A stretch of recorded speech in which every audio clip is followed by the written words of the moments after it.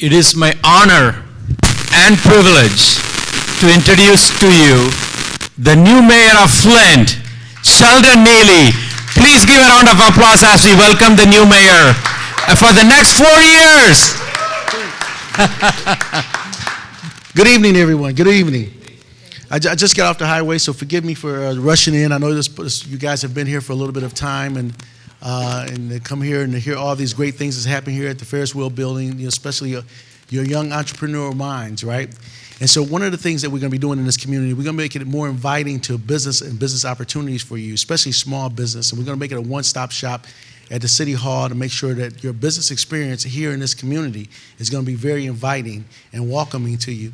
And so I want to make it more interactive as an engagement as we have a dialogue, because you have so much of the great ideas about what is needed in this community, especially for small business development. Instead of me talking at you, let's engage it instead of as a monologue, more engaging as a dialogue. And so that's what we want to do, especially in this community. We're going to be more inviting to you and your ideas. And this building here was a dormant building, a sleeping giant, until some people came together, much like you, with a good idea about turning this building into an incubator system. And this has been a wonderful, wonderful experience. And I'm so happy that on the state level, the MEDC helped put these ideas together and put a little resources with it. And these guys brought this building back to life. And so with that, I'm going to open it up. If that's okay, instead of me just talking, to you and at you, let's engage in some questions and answers, if that's okay. Is that all right? All right.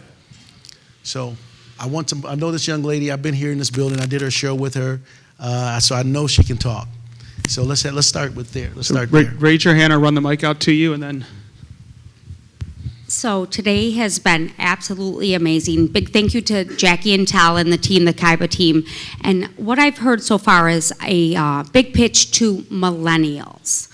So we're reaching out to that demographic because they are changing the narrative. They are changing the narrative from what we have seen for a long time. So my question to you, Mayor Neely, is what do you plan to do to bring millennials, retain talent, have zero attrition, and bring new faces to the city of Flint?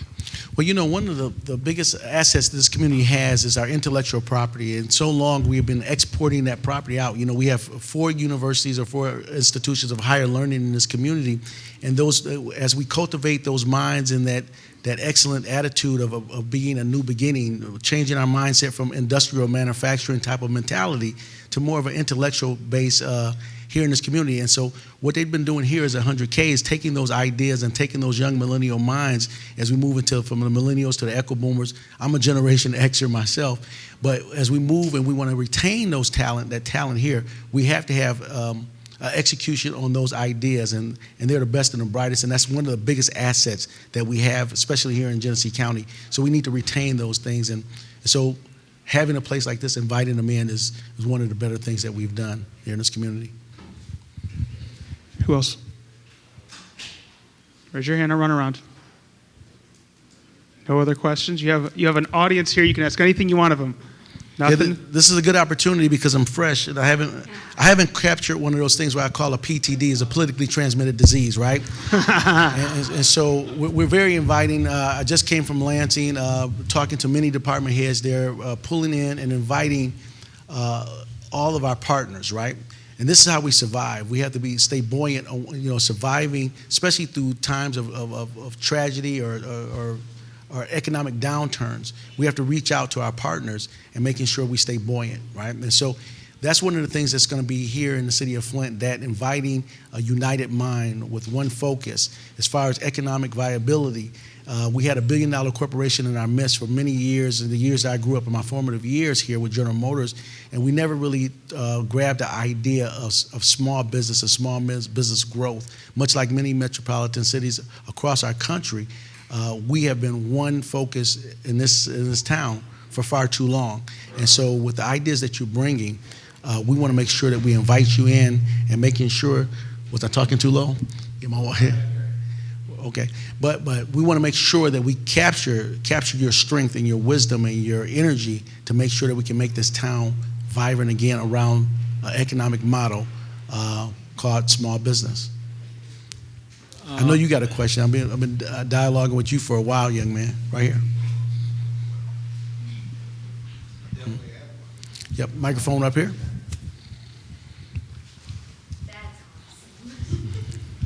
Hello, everyone. My name is John L., and I represent a population that's very unique in this city, and that's returning citizens.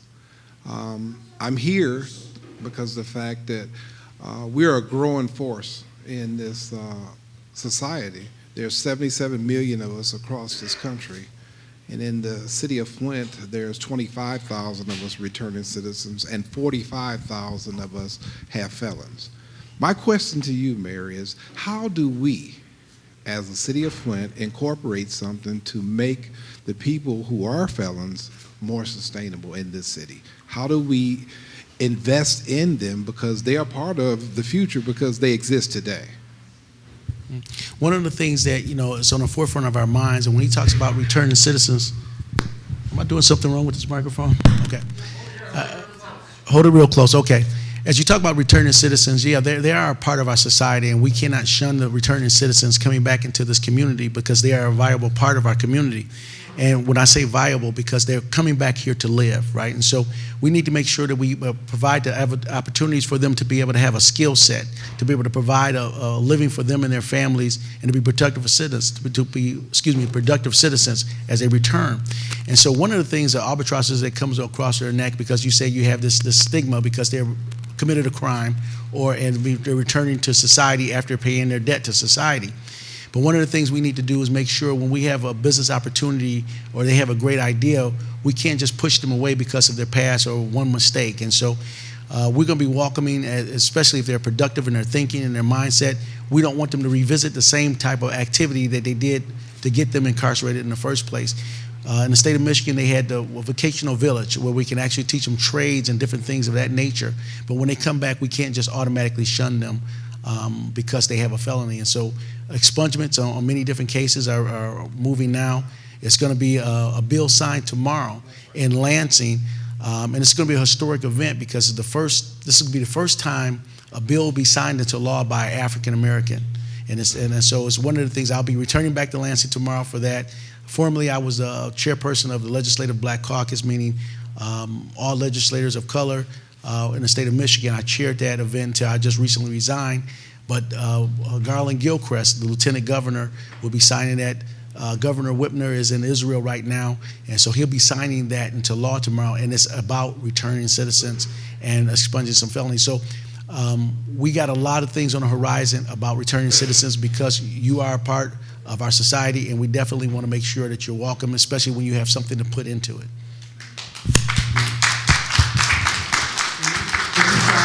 Executive order to ban the box so no companies can ask that in a job application? That would help a lot. Yeah, that has been tried for many years, and there was a lot of pushback because of politics, right? Because, with classism in our society, and it's one of the dominant tendencies in American society that we have this classism, whether you be big, small, rich, poor, black, white, returning citizen or not.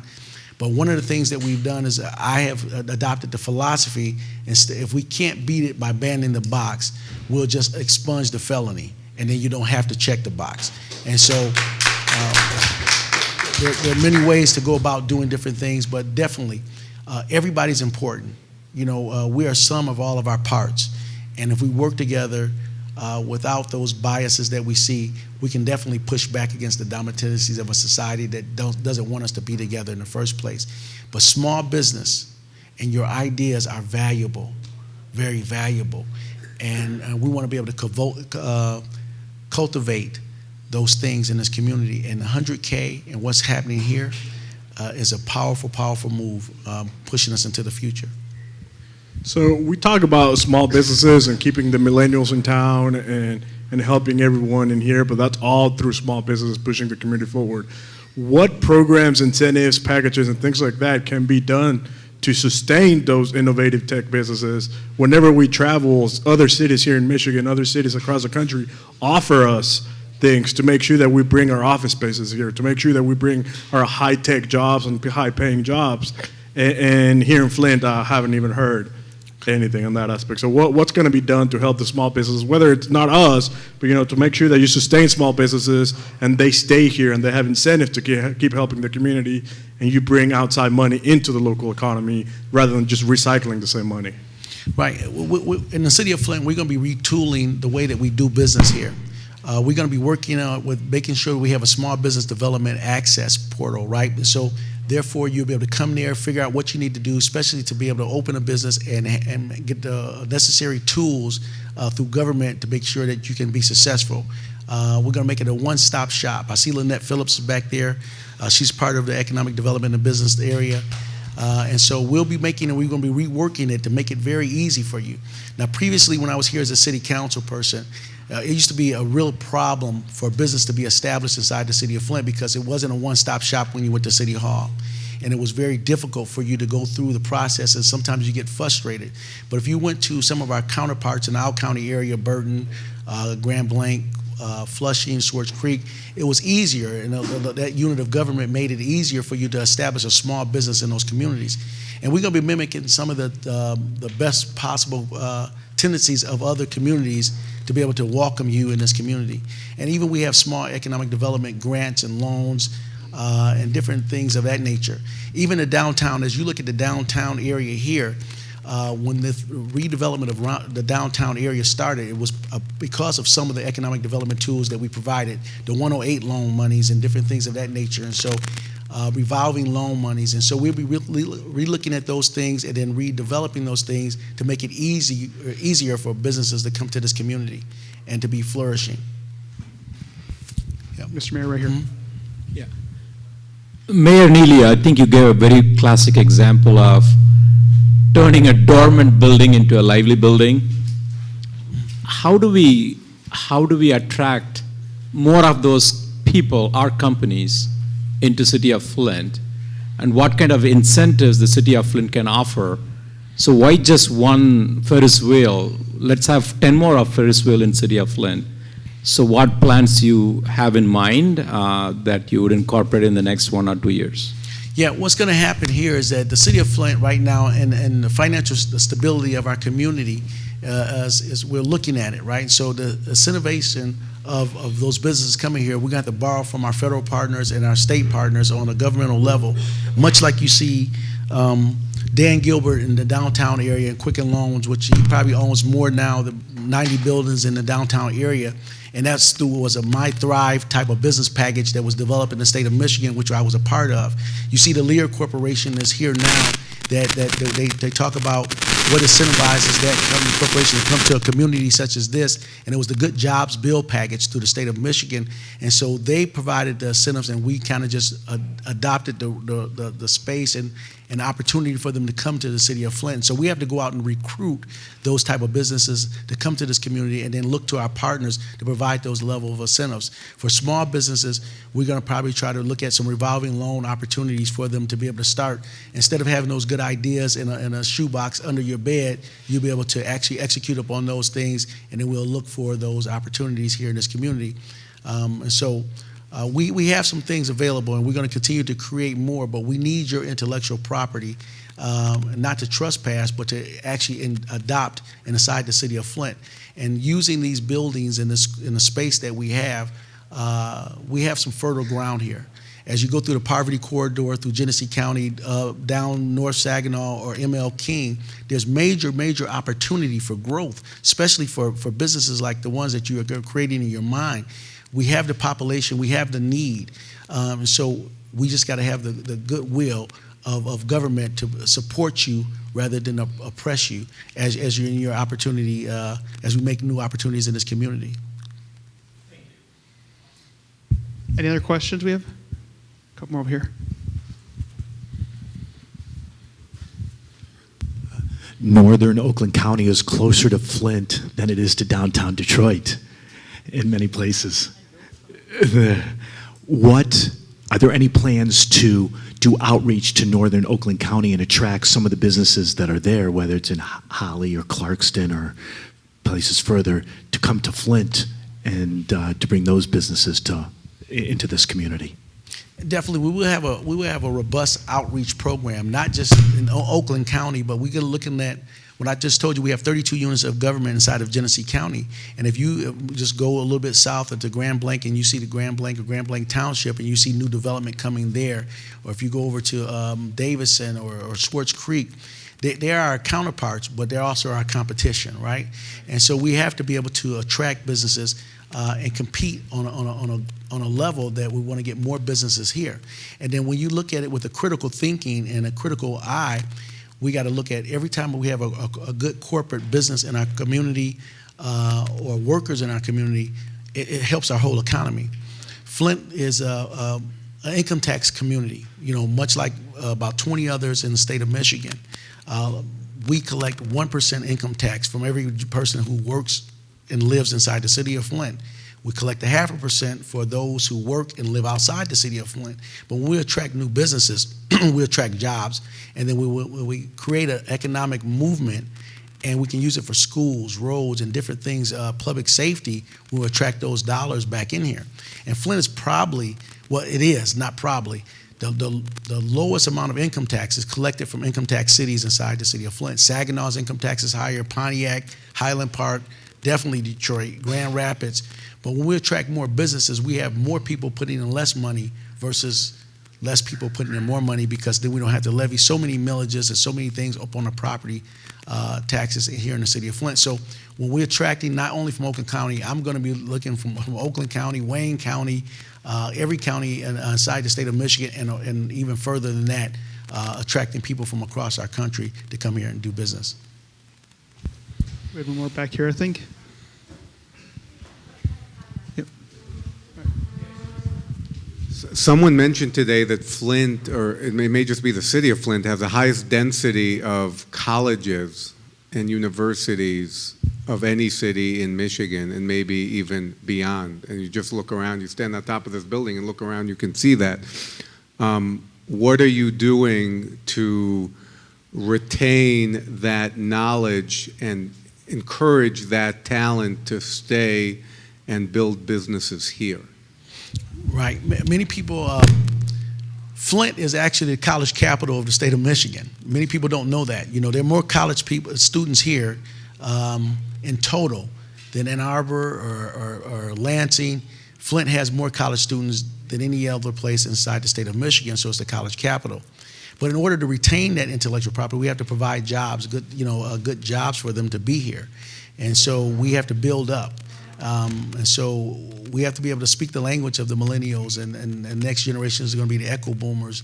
We have to be able to speak the language. When I left and went away to college, I came back because I got a job, right? And so if there's not jobs here, you can't retain it. So we have to really look at the next generation of technology and other things, and to be able to retain them. But having a conversation with them is one of the things, and one of the ways that we need to start. One of the things that Senator Jim Ananek and myself did is we created the Promise Zone, and we started that dialogue when we both were city council people, and when we reunited together in Lansing, we created a huge and magnificent dynamic, where kids that graduate from Flint schools, whether it be public, charter, or private, they can go to college here for free, whether it be Kettering, University of Michigan, Mott, or Baker when they were here, but they look like they're moving out. But it's a powerful, powerful tool to say that, you got a college degree in your left hand and you're debt-free in your right hand. And then so that's one of the things, and so we need to capture them while we got them here. And so we need to make sure that we work together, and so we'll be working together with small businesses. Hi, I'm Marie Griffin. I'm your really, you've been on the job just 1 week. I just wanted to just add to some of the comments that you made. We have 42,000 students here in the city of Flint from our university, so we are, working collectively to outreach to those students so that they do stay in the city of Flint in terms of either jobs or new businesses, to help them with their businesses. And then from our economic development, we have some programs for gap funding to help small businesses get started or either expand. You've been just here a week, and there's so many things that we haven't even had an opportunity to discuss. So I'm just happy to be here with you this evening to just talk about some of those things that are happening here in the city. And again, small businesses and entrepreneurship, are huge in terms of just 99% of the businesses in the country are small businesses or entrepreneurs, and just the commitment to help those businesses grow and expand with our local partners. I mean, be it the Ferris wheel, the chamber, the entrepreneurial team, SBDC. I mean, working collectively to connect those resources with entrepreneurs, here in the city. Thank you. At the risk of putting you all to sleep, I want to make sure I answer a couple more questions and then get out of your way. But you'll find my style as the new mayor more engaging and more interactive. Not saying anything, but that's just my style, right? I want to hear from you more of a listening session, and then how we can come together with solutions to some of the issues that we face as a community. And you're going to find that that it's going to be welcoming. Yep, I think we have one more question here. While I'm walking back there, if you comment to him on the Kaiba Innovations Facebook page. No, I'm just kidding. I don't particularly have a question. I guess it's more or less a statement, and I guess to gauge your response to it is more or less, I would like to know, like, how come we can't end some of the regulations towards getting small businesses loans and any of the things like that? There are so many hoops to jump through and jump over, and then I would have never known about this event had not I came here with him tonight. So if people who are like me don't even know that this exists, or you guys exist, or a network exists, then that's where you start. You start by presenting you guys like you don't know what you got in this city because no one even knows that you guys exist. Well, it's going to be more growth, and it's going to be less hoops to jump through. It's going to be more welcoming. I can guarantee you that. My daughter, my youngest daughter, she just turned 23 this past week. She was a professional basketball player, but when she returned after graduating from college, she played basketball in Iowa, and she came back here.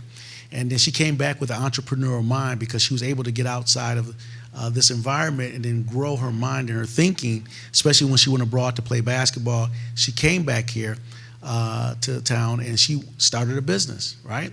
I wanted her to get a job right away, but she wanted to start a business. And so one of the first places that I sent her to was a place that I knew about, didn't know much about what was going on here with the 100K and those different things. I sent her here, and so she was able to get her business up and operational, though she still lives at home because she figures it's easier to live at home with the comforts of being there. But she started her business, and this place made it easier for her to be able to start a business by getting a package and a study done. And those things, those hoops that you talk about, is places like this that helps you get through those things. And then as far as governmental, for licensing and all the things that you need to understand about zoning and all those things, it will be a one-stop shop. Just give me, I've been on the job 1 week and a day. Give me another week. All right? Can we get a big round of applause?